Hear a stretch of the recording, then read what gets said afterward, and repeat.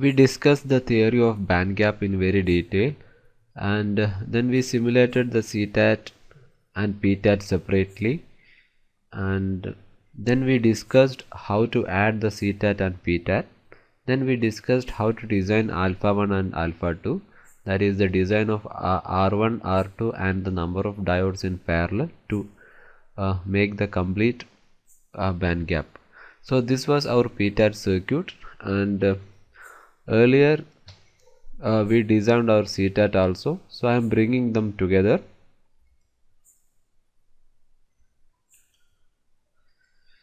So this is our PTAT and this is our PTAT and CTAT separately. This is our PTAT and this is our CTAT. So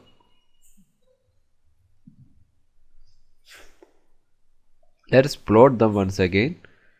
So I want to plot the PTAT and I want to plot the CTAT. So output to be plotted, select from schematic, CTAT.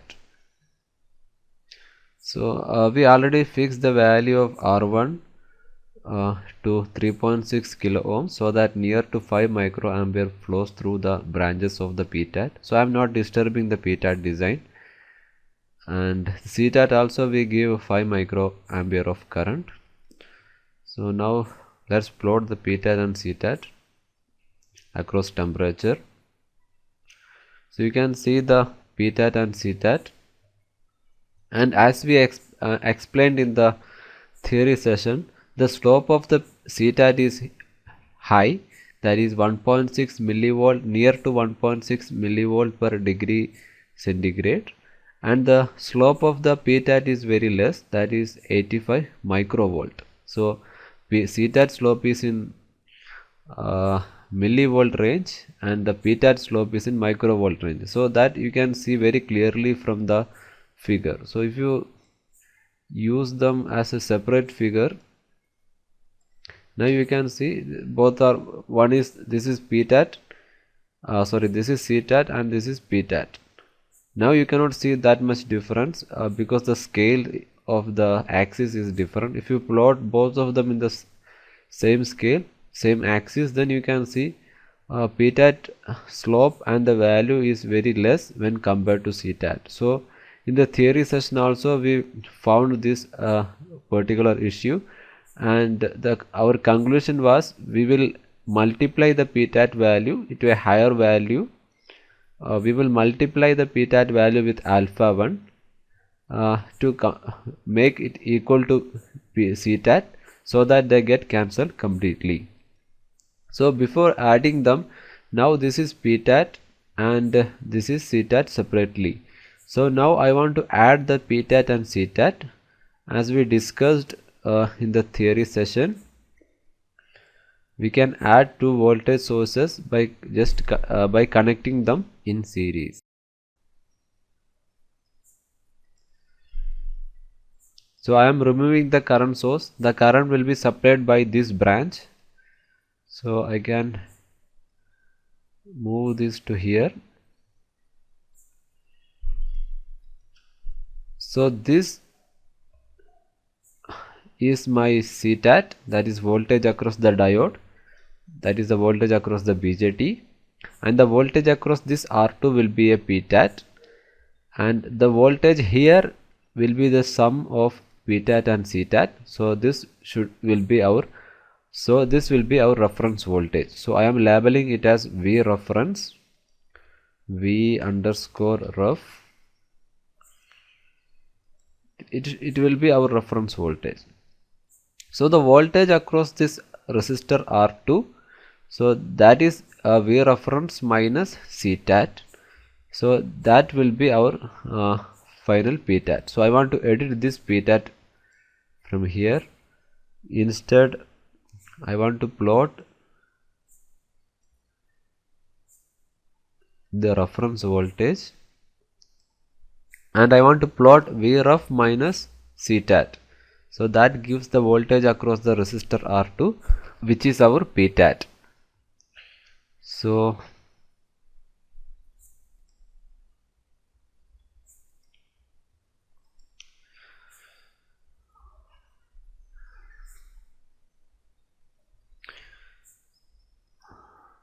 I am trying to make an expression to subtract CTAT from V reference so that we will get a expression for the PTAT voltage. So I copy. So we got Vref minus VCTAT. So I am copying the expression.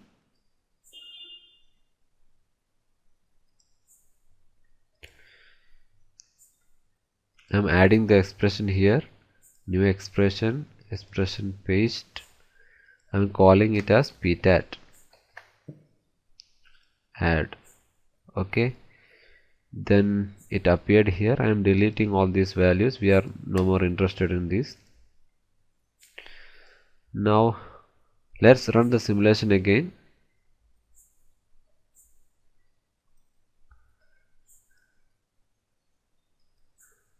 Now you can see this is our PTAT.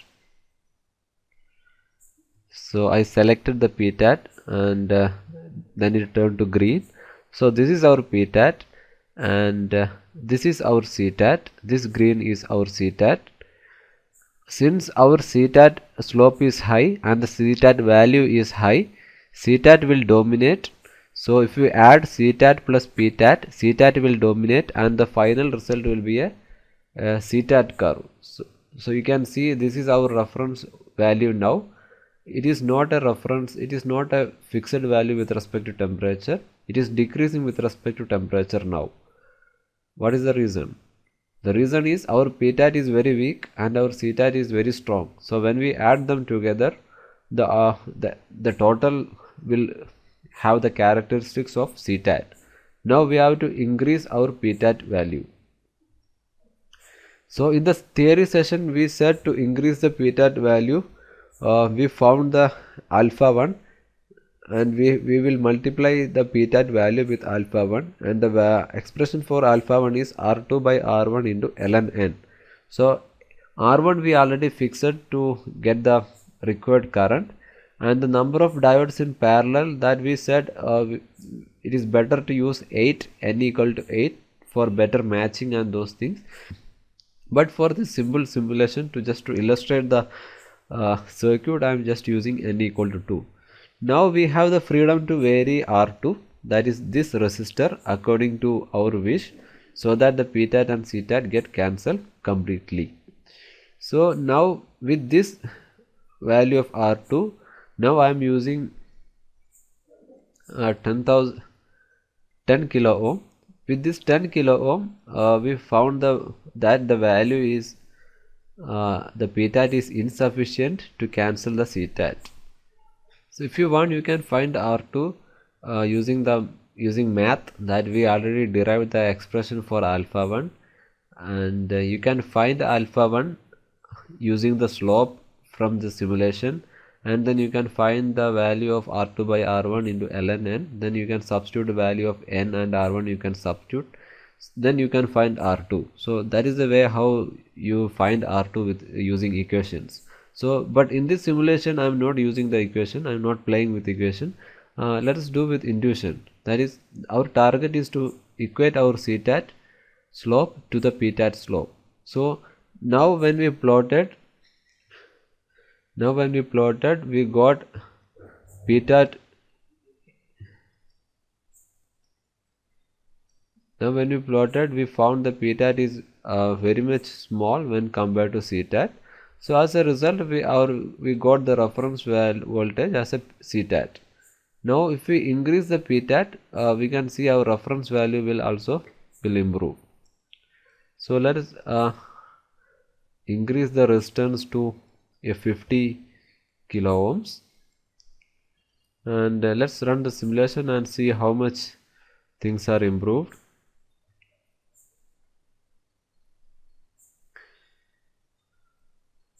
Now we can see that our PTAT has increased a little bit and it has improved, and this is our reference value. So reference value now changing from 995 millivolt to 847. So you can see the change is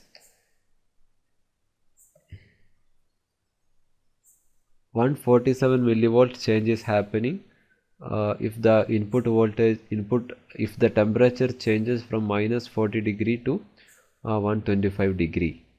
So still this has a CTAT nature because still we increased our PTAT, but it is not enough. We have to increase it further. So now I am increasing this to a higher value, that is I am using 80,000. So let's run the simulation again.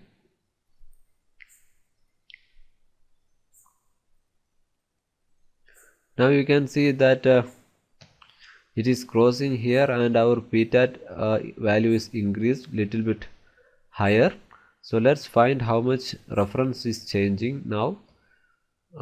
Now initially the reference change was above 100 millivolt. Now it has decreased to 55 millivolt, but still it is having some CTAT nature because still the CTAT is dominating.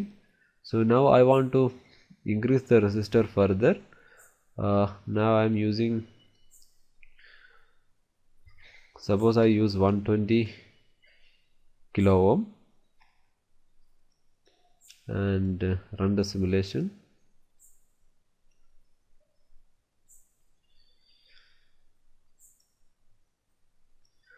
Now you see this is our reference and this is our PTAT and this is our CTAT. Now you can see the reference is having a PTAT nature because we increased our PTAT and to a higher value which is higher than the CTAT. So our reference value, reference curve become PTAT. So in between there should be one value in which the PTAT and CTAT get cancels completely. So let's decrease this value. So when it was 80, it was not sufficient. When it is 120, it is more than sufficient value. So let's come to 100K. Okay, run the simulation.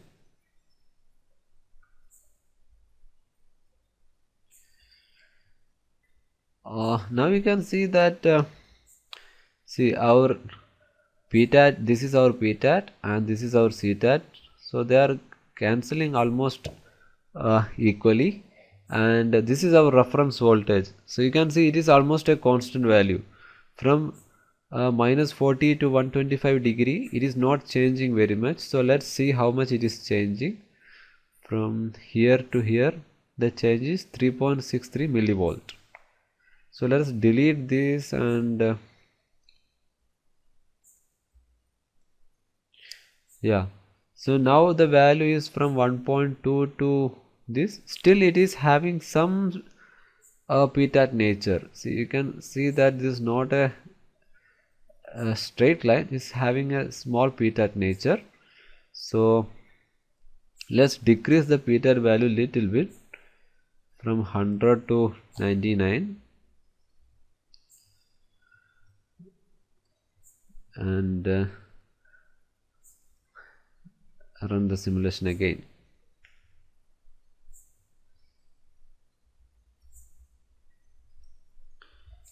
Now we can see it's a straight line. It is almost constant with respect to temperature. So from here to here the variation is only 403 microvolt. The value of R2 that we got from the simulation to cancel the PTAT and CTAT completely is 99 kilo ohm. And if you remember in the theory session we already calculated this value of R2. In the theory session we got the value as 97.74 kilo ohm.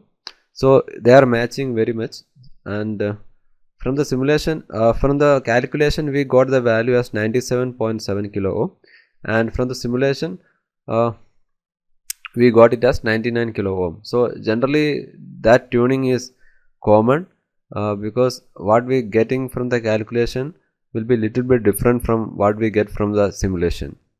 So our calculation and simulation matches almost equal. So you can say your ptat and ctat is getting cancelled completely. But if we said ptat and ctat is getting cancelled completely, and we saw the curve is we saw the V reference volt value as a straight line.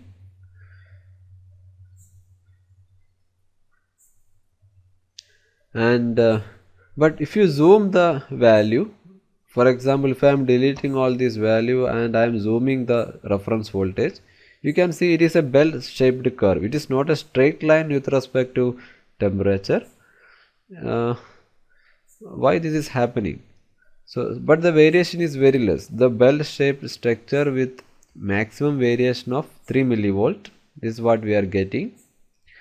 And we are getting this structure because our ctat and ptat are not exact straight lines. If they were exact straight lines, we will get a exact straight voltage here, but they are not straight line. So we assumed they are straight line, and we did the maths and simulation also based on that.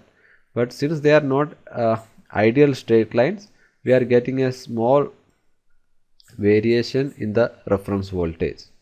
So this is our reference voltage, and we simulated across the temperature, and it is remaining constant with respect to temperature. So now when we started the discussion on bandgap reference, we said it should be the reference voltage should be constant with respect to temperature and the supply voltage. And we simulated the bandgap reference with respect to temperature, and we adjusted our alpha 1 by adjusting R2. We adjusted our alpha 1 so that ptat and ctat get cancelled completely. Now let us see how much how it is varying with respect to supply. For that, this DC voltage I want to change. So in the analog design environment, that is ADE, I want to change the setup. So I want DC operating instead of temperature. Now I am sweeping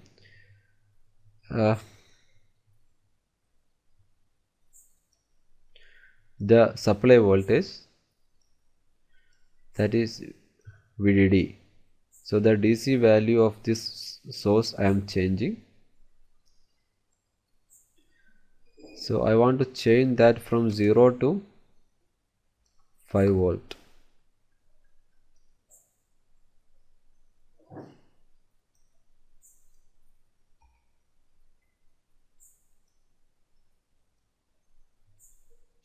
So let's run the simulation.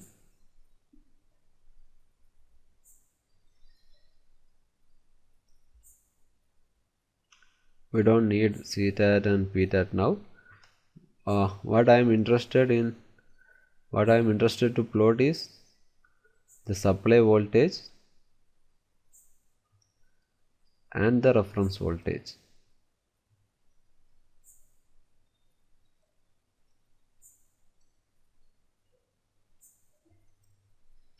So now we can see this is the red curve is our supply, and the green is our reference voltage. So initially when the supply is 0, so see we are not expecting any output when the supply is very less, and slowly the supply increased, and when the supply reaches near to 1.8 volt or 2 volt, then all the MOSFET will be in saturation, and we got the circuit will get enough current to drive everything according to the wish. So from that you can see the green one is our reference voltage. So it is not changing that much with respect to temperature, with respect to supply. So from here the supply was 2 volt and the reference is 1.13 volt, and the supply increased to 4 volt. Still our reference changed only 1.23 volt, but there is a little bit variation in the reference voltage with respect to supply. So you can say when the supply is changing from 2 volt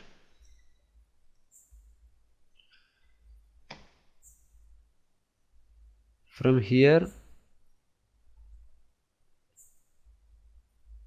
to here, when the supply changes from 2 to 3 volt, the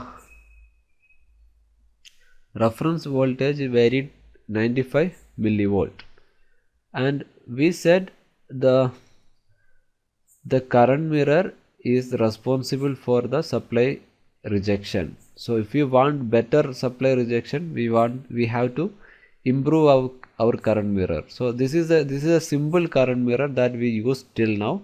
So that's why our supply rejection was not so good.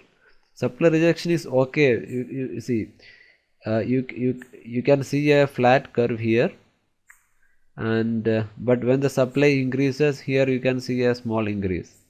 So that means our supply rejection is good in this area, but when the supply voltage increases, you can see a increase in the reference voltage. If we want to improve our supply rejection, we have to design a better current mirror.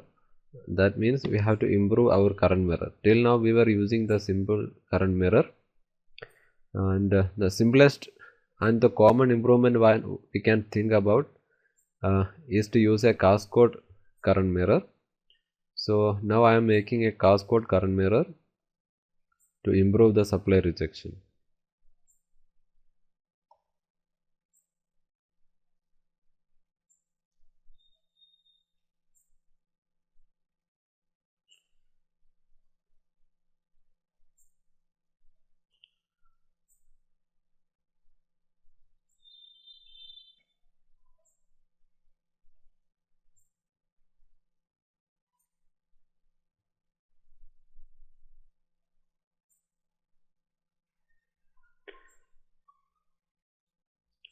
I copied the PMOS branch. Now I am copying the NMOS branch.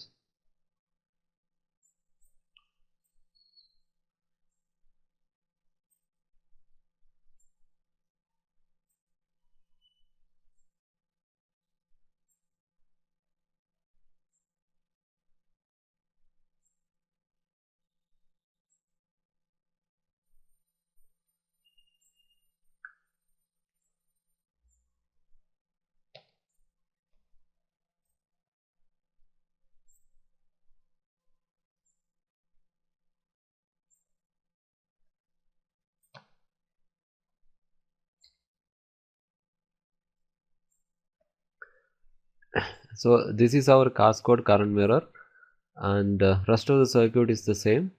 Let us simulate the circuit for the supply variation. So we are sweeping the supply voltage VDD from 0 to 6 volt. Okay, and we want to plot V reference and supply VDD, and let's run the simulation. So now you can see a more flat curve here. Even though the voltage is reaching 6 volt, there is no change in the supply voltage. So we improved the supply reference voltage a lot, and our reference voltage is very constant with respect to supply voltage. You can see from the X, from the 3 volt and up to 6 volt, it is a straight line. There is no considerable change. You see the slope is only 6 millivolt from the input voltage 3.5 to from input voltage 3.3 to 6 volt. There is no considerable change in the reference voltage. So we improved our current mirror so that the supply rejection also improved. But in general case, this much supply variation will not happen. If the supply voltage is nominal supply voltage is 3.3, the variation, we can say the variation will be from 3 volt to 3.6 volt.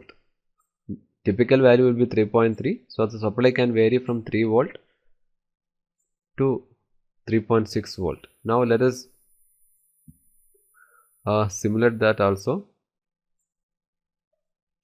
So this variation is from now 3 to 3.6 volt. Run the simulation. So you can see the supply voltage is varying from 3 to 3.6 volt, and our bandgap reference is only 1.13. It is not reaching the 1.2 volt, because if we are using the Cascode structure, there will be voltage drop across all these 4 MOSFET. So if our MOSFET is not big enough, then the voltage drop across this MOSFET will be considerable. So if our supply voltage is not high, we don't need a Cascode structure, because if we use the Cascode structure, then the minimum supply will be higher. That means you will have VDS drop across all these MOSFET, so your minimum supply voltage will be higher. It should be higher than the voltage required to turn all these MOSFETs into saturation and to supply all the VDS for all these 4 MOSFETs. So if your input voltage is less, that is 3.3, it is not varying very much. If it is 3 to 3.6, you don't need a Cascode structure. So a simple current mirror will be enough.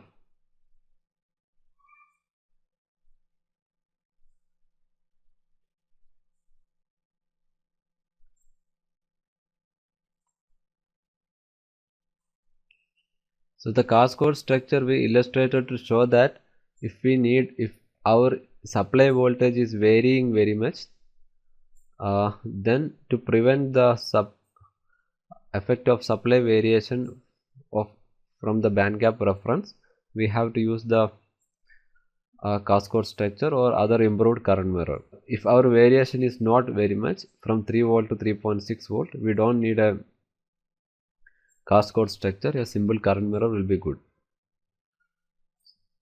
So if the input voltage is varying from 3 to 3.6 volt, our supply our reference voltage is varying from 1.19 to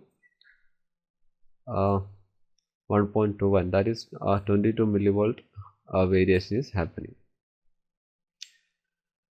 So there are many other methods to improve the current mirror. If you refer the textbook or any other research paper on the bandgap reference, there are a lot of improvements possible, but this is the very basic structure. So the intention of this tutorial is to crack this circuit, very basic circuit. So I am stopping the simulation here, and in the coming tutorials we will discuss about the bandgap reference, which involves the op amp, bandgap reference circuit with op amp.